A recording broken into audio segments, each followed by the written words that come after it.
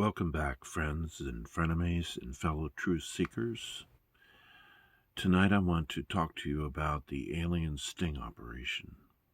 And this really is part 2 to my alien primer. I haven't uploaded part 1 yet, so don't go looking for it. At least just yet.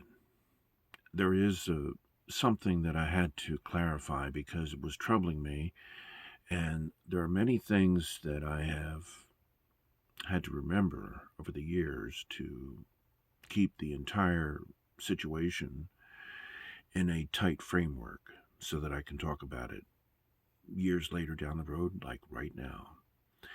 And one of the things that has been most important in my mind about doing that is to increase the resolution for those of you who are aware of many of these things, many of these truths. Most of you, I would imagine, haven't put the facts together, at least in the way that I'm about to present them. And I'm not speaking merely out of a half-baked theory. Remember that we are conspiracy analysts. We analyze things, and the entire world is a conspiracy, an unconscious conspiracy. There are conspiracies on many, many different levels, but the one that we're going to talk about tonight is the alien sting operation that came with the message that humanity is about to go through its regularly scheduled soul harvest. I've mentioned this before many times. Most of you are familiar with it. You know that what is coming is not merely a meteorological event, it is a spiritual event, and we are going through the various phases of determining on what side of the fence. It's not even a fence. On what side of the ether, what polarity are we aligning with? Or are we that undecided that we won't be making a decision this time around, which is going to be true for the vast majority of humans. So let's recap. In the 20th century, when mankind more or less became aware of itself and was able to begin dispersing information, which became propaganda very quickly, over mass media, beginning with radio and then with television and finally the internet, electronically. And before that we had the telegraph in the previous century and the telephone that also became widespread and a major factor in our social life in the 20th century, even though it really came about before that.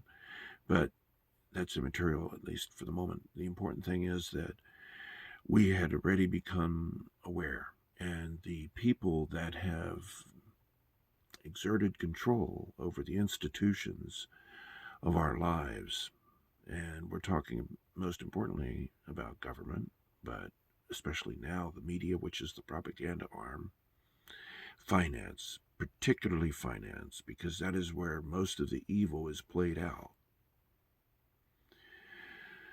So all of these institutions are now under attack and dissolving, falling apart and crumbling as they rightfully should, because most of them have been overtaken and controlled for some time, by the most selfish of humans. And this small minority has captured enough of the institutions to control our very understanding, our situational awareness, despite the fact that we are kept in balance, and I'll explore this in detail in a moment. But we are at that point where if we don't understand it and we're not going to take part in the battle, because this is a battle, the decision will be made for us by others.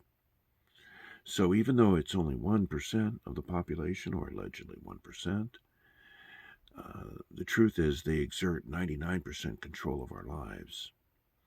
Yes, theoretically we could wander into the woods and we could take a few things with us and declare ourselves independent. And in fact, that reality is going to become much more prevalent than you may think. So it's not merely an idle hypothesis, but theoretically we've had that ability.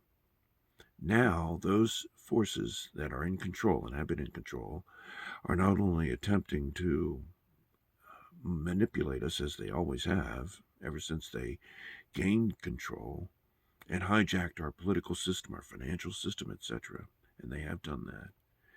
But there's always been this illusion, and that's really much all that we have left now, is the illusion that we could, theoretically, live on our own, out in the forest somewhere, without being tied down to the electronic universe that they now have seized control of.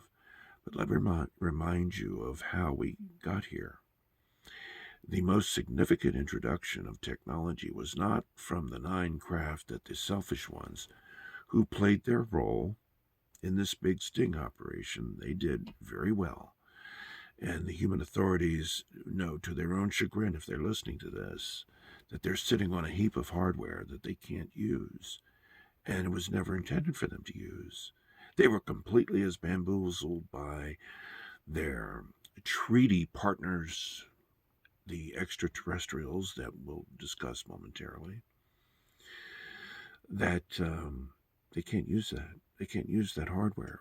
But the hardware that came from the Roswell craft, the good guys, in effect, now they were a totally different part of the sting operation, but they are really the inheritors, the shepherds of not just mankind's exit in the Homo sapiens humanoid model from Earth at this time, but the shepherds into the Earth of the new humanoid flesh suit that will basically take the best of the human genetics of Homo sapiens along with the Zeta reticulans, and this is why I called them the Homo reticulans, who will be inheriting the planet after this particular harvest is made.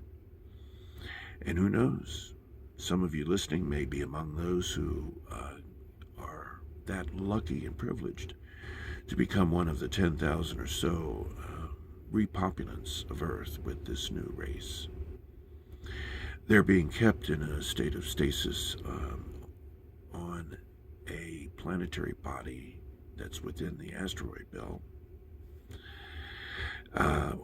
represented by an egg shape in the orbit between Jupiter and Mars, as referenced in the blueprint of our solar system contained on the backside of the 10-franc note of Switzerland, printed between 1979 and 1984.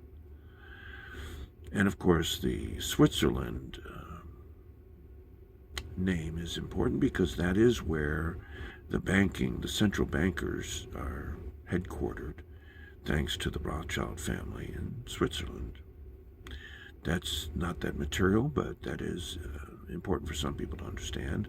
It's a reference point that you'll recognize, because the central bankers are really the ones that took the information following the Greada Treaty signing in 1954 to the Bilderberg meeting, where they had to discuss how much this would interfere with their plans, because they had already been working on plans for humanity for some time, stretching back to before even the Federal Reserve was used as their mechanism to seize control of the financial system, and the Great Depression, in which they seized control of quite a huge chunk of our infrastructure.